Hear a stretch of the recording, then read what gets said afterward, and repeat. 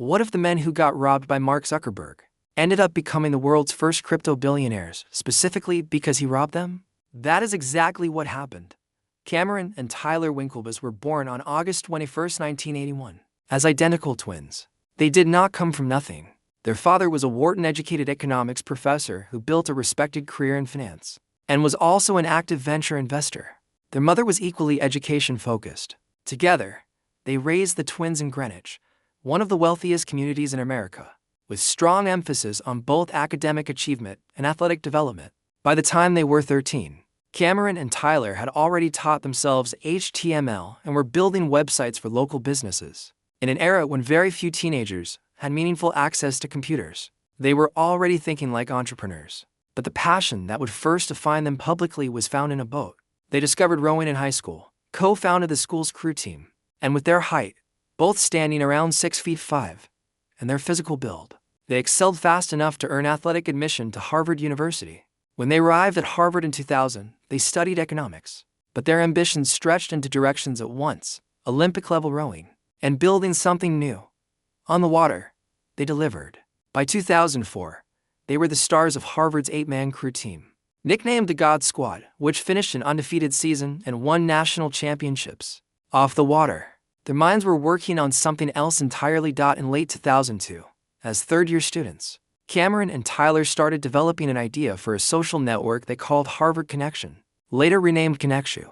The concept was simple but sharp: a closed platform exclusively for Harvard students, with plans to expand to other elite universities. At a time when MySpace existed but nothing targeted the college experience specifically, they had identified a real gap. Students wanted to connect online in a more controlled, social environment, and nothing like that existed yet.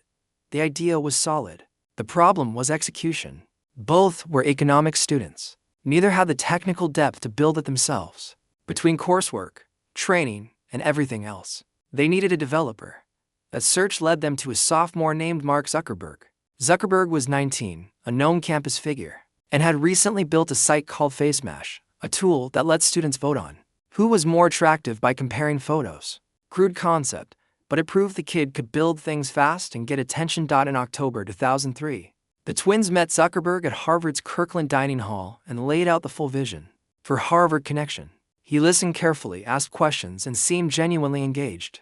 They left the meeting believing they had found their developer. Over the following weeks, they stayed in touch. Zuckerberg appeared to be working with them, or at least gave that impression. Then, in January 2004, he went quiet, stopped showing up to meetings, stopped responding to messages. They assumed he was busy. He was busy, just not with their project.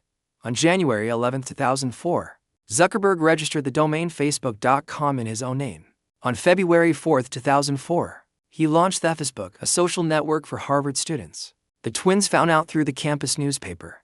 The concept was nearly identical to what they had shared with him. Their names were nowhere on it. They had been cut out entirely, with no other option.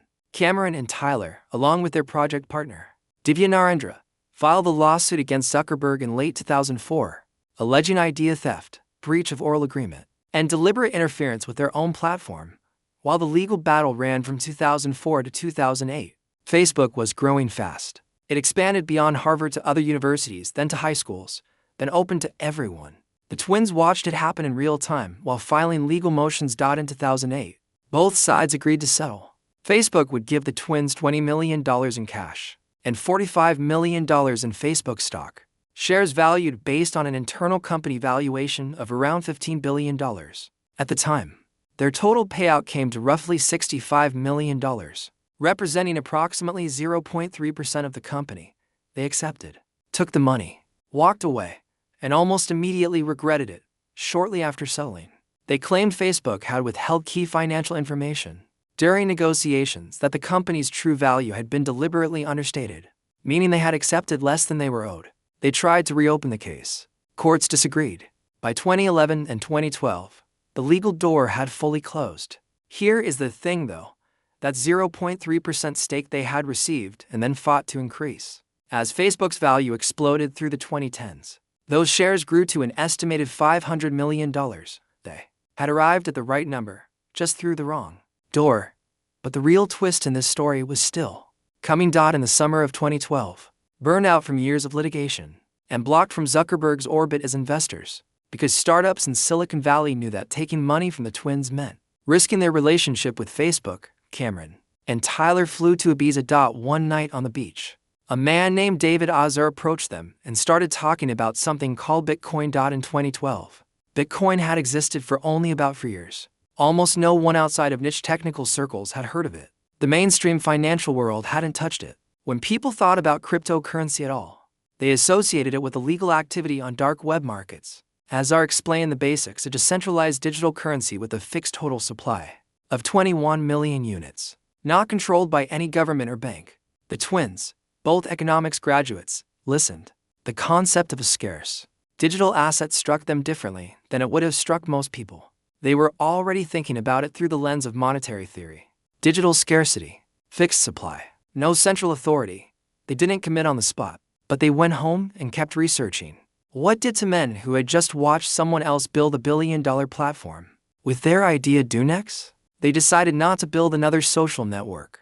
They decided to buy the money itself. In early 2013, when Bitcoin was trading between $100 and $120, Cameron and Tyler invested $11 million and acquired over 100,000 Bitcoin, roughly 1% of the entire global supply at the time.